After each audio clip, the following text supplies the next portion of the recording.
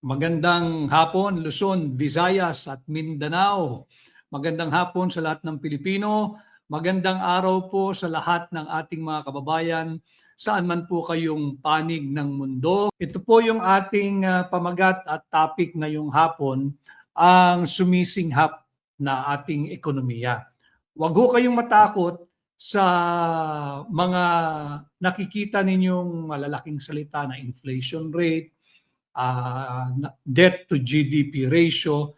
Kagaya po ng ating advokasya, pinipilit po natin, sinisikap natin na maiangat ang antas ng pampublikong diskurso.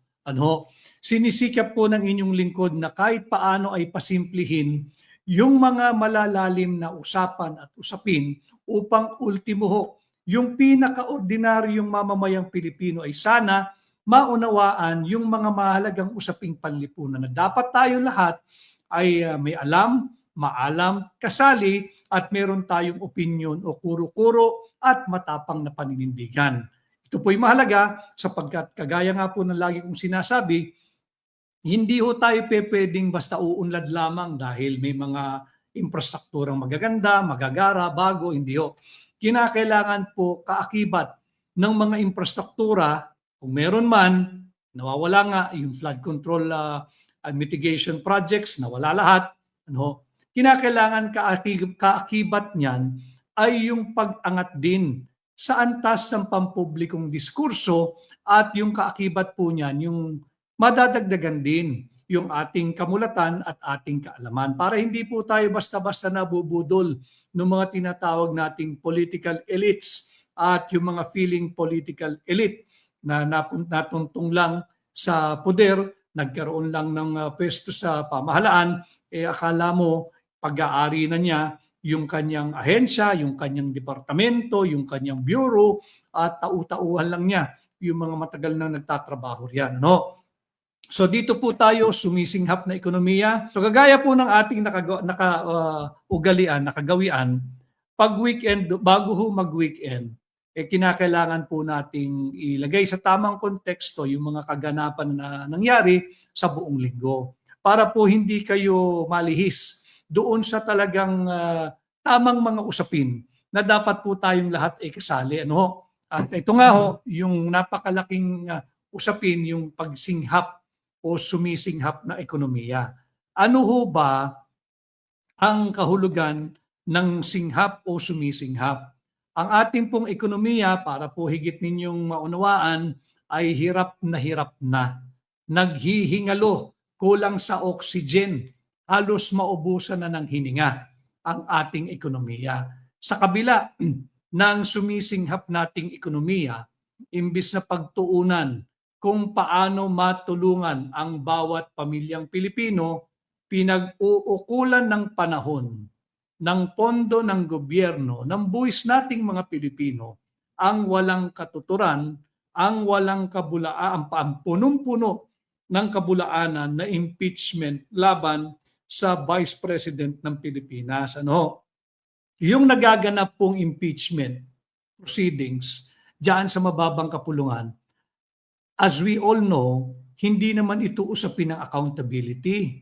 Ito talaga'y politika lamang. Dahil sa dami na nang natatakot na pagka naupo ang kalaban nila sa politika o si Inday Sara Duterte specifically, marami talagang makakasuhan. Yung totoong kaso dahil tutugisin niya at pananagutin niya lahat na nagpapahirap sa bawat pamilyang Pilipino.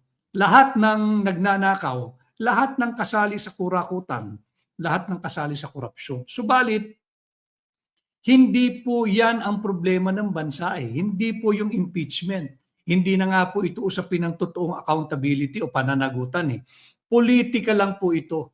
Ang dapat pinagtutuunan ng panahon, pinagtutuunan ng pansin, ito pong ating diskurso ngayong hapon, yung ating pamagat, yung ating sumisinghap na ekonomiya. Hirap, naghihingalo, nauubusan na ng hininga dahil sa matinding krisis. Lalagay po natin ito sa tamang konteksto. Yung ating inflation rate ay inilabas ng isang araw. 7.2% noong buwan ng Abril.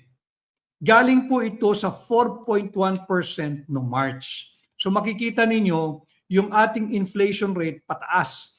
At yung pagtaas niya mabilis. From 4.1 naging 7.2.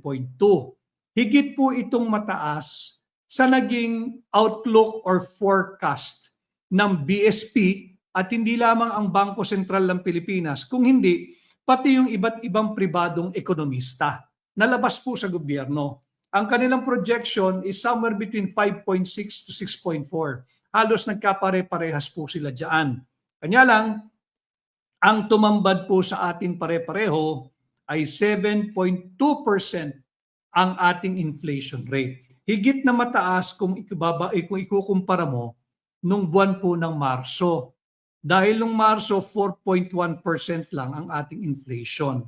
Ngayon, alam mo ninyo, bagamat gusto kong maging positibo sa ating outlook or pananaw, bagamat gusto kong maging optimistic, ayoko naman ho maging bahagi ng aparato ng budol at ikubli sa inyo yung tunay na estado ng ating sumisinghap na ekonomiya. Yan ang tunay na estado. Sumisinghap na po ang ating ekonomiya. Nagingalo, hirap na hirap, at halos maubusan na ng hininga dahil sa matinding krisis. Huwag ho kayong maniniwala na yung krisis na sinasabing matinding krisis, ito po yung dulot ng kaguluhan at giyera dyan sa gitnang silangan, specifically sa bansang Iran na sinugod ni Donald Trump ng Estados Unidos. Hindi po yan ang natatanging dahilan kung bakit sumisinghap na ang ating ekonomiya. Bagamat gusto kong maging optimistic o maging positibo, kinakailangan po harapin natin ng buong katotohanan at pawang katotohanan itong usaping ito na pagsinghap ng ating ekonomiya upang tayong lahat ay makapaghanda. Ang problema ho sa kasalukuyang administrasyon, ayaw nilang yapusin, ayaw nilang tanggapin, ayaw nilang harapin ang katotohanan na nasa matindi at malalim na tayong krisis. Malalim at matindi ang krisis na ating kinahaharap at kahaharapin sa mga darating pang buwan. Hanggat hindi nagno-normalize ang sitwasyon diyan sa Iran, damay-damay po lahat ng ekonomiya ng buong mundo. Pero bukod po diyan, ang tunay na nagiging problema pa rin ho, yung lagi ninyong naririnig na domestic governance issue, tatalakayin po natin yan. Ang ating GDP or ang ating GDP bagsak din. Malalim na po itong krisis na ito. Hindi po ito biro-biro at pag hindi po ito talaga tinugunan, talo po ang bawat pamilyang Pilipino. Tayo po ang talo rito sapagkat tuliro, hilo, ligaw at walang plano, walang tamang direksyon ang kasalukuyang administrasyon. At pag nagpatuloy ito, tayong mga ordinaryong Pilipino ang talo sa pagiging hilo, sa pagiging ligaw, sa pagiging tuliro, sa pagkakaroon ng walang plano ang kasalukuyang administrasyon. Lahat po tayo tatamaan dito. Lahat tayo madadali rito. So nabanggit ko 7.2% yung ating inflation rate na galing po sa 4.1. Ang laki po ng itinalon nito. 3.1% ang itinalon ng inflation rate from 4.1 noong March. Ngayon pong April, katatapos lamang ay 7.2. Malalim po itong krisis na ito. Dapat tayo ay kinakausap ng kasalukuyang administrasyon, sinasabi ang totoo, binabalaan ang mga Pilipino na maghanda. We have to expect for the worst. Hard times are ahead of us, all of us. Pamayaman, iba lang ho yung handling siyempre ng mayaman. Mas mahaba po yung PC nila. Subalit mas marami po yung ordinaryong Pilipino. Yun po ang unang-unang tinamaan. Tinatamaan na po tayo niyan at mas marami yung tinatamaan. Hindi tayo magsusurvive ng basta ayuda lamang. Bigyan ko ho kayo ng numero, no? Bakit sumisinghap ng ating ekonomiya? Ulitin ko, hindi impeachment ang tugon dito sa sumisinghap na ekonomiya ng Pilipinas. Ang kinakailangan dito, yung tamang direksyon ng kasalukuyang administrasyon. We are spending so much taxpayers' money para sa walang katotohanang impeachment laban kay VP Inday gamit ang testimonya, yung affidavit ng isang convicted criminal. Yun ang kanilang star witness. Yung polluted affidavit coming from a polluted and convicted criminal as their star witness, they're dragging the entire country and the economy is there as our exhibit. Nakikita natin talagang imbis na pagtuunan ng pansin at panahon ng ating ekonomiya, dito tayo napapako sa impeachment, sa takot ng mga magnanakaw at kurakot sa gobyerno na makulong at mapanagot pag si Inday Sara na ang ating Pangulo. Ang eleksyon ay napakalapit na sa tutuusin eh. It's just around the corner. Bakit hindi makapag-antay at bakit hindi lumaban ng patas kung sino man ang gustong lumaban ng patas? Bakit kinakailangang patirin ninyo, matisod ninyo, yung isang tao na nakikita naman natin survey after survey after survey, siya ang gusto at napipisil at napupusuan ng higit na maraming Pilipino. So dito nga ho, dahil sa mga maling prioridad, ito na po ang lagay ng ating ekonomiya. Sumisinghap. Ano ho? Ang ating GDP. GDP ho natin, inilabas kahapon, 2.8%. 2.8%.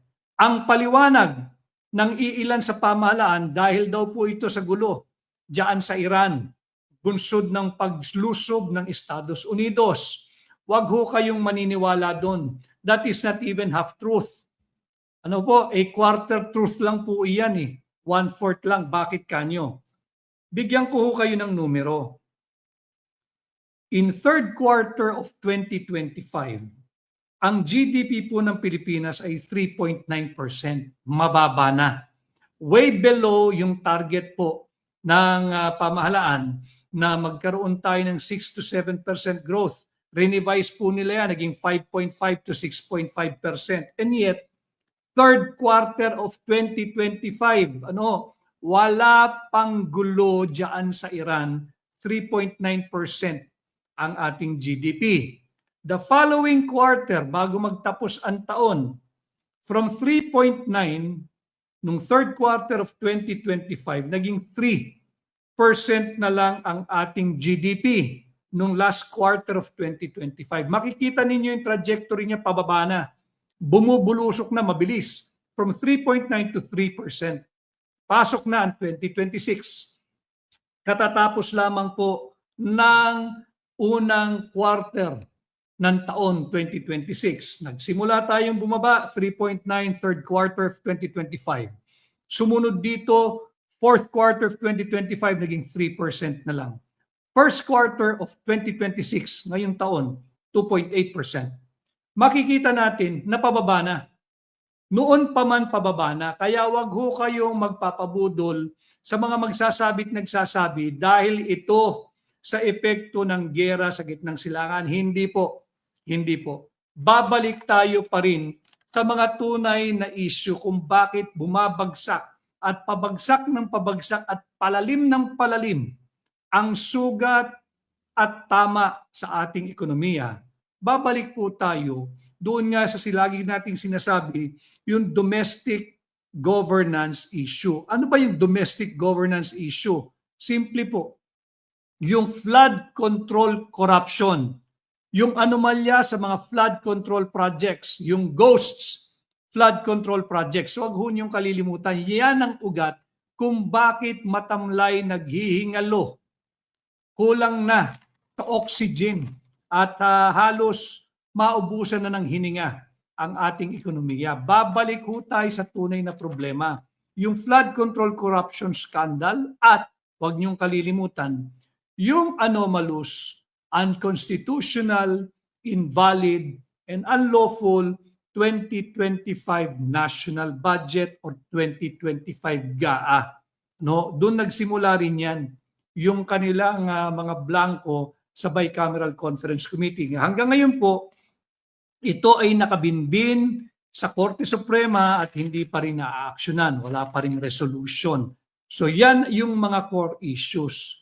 Ngayon nandito na tayo, sumisinghap ang ekonomiya natin, 2.8% ang ating GDP. Yung Bangko Sentral sa mga negosyante, sa mga mamumuhunan, alam nila na pagka ang gagawin ng BSP to control inflation, pasisimplihin ko, sisikapin ko magtataas po sila ng interest rates. Pag nagtaas ka ng interest rates, ano naman, ano ba ibig sabihin no? Ano epekto nito sa tao? Mas mahal na po yung pag-utang. Dahil mas mahal na po yung interest na babayaran mo kaakibat ng iyong pag-utang. At dahil dito, pag tumaas ang interest rates, pag nagtaas ang BSP o yung Bangko Sentral ng interest rates, mahihirapan po sino? Yung micro, yung small, yung medium enterprises, yung tinatawag po nating MSME, yung micro, small, medium enterprises. Mahihirapan po yan dahil magiging mas mahal na po ang pag-utang. At pag sila'y nahirapan umutang, hindi nila ngayon maitutuloy kung anumang expansion, hindi nila ngayon maitutuloy o sadyang hindi nila itutuloy yung pag-uutang upang sanang palaguin at lumago yung kanilang hanap buhay. Pag hindi lumago yung hanap buhay, babagal lalo yung pag-ikot ng ating ekonomiya. At ngayon nga 2.8%. Nanganganib itong bumaba pa ngayong second quarter.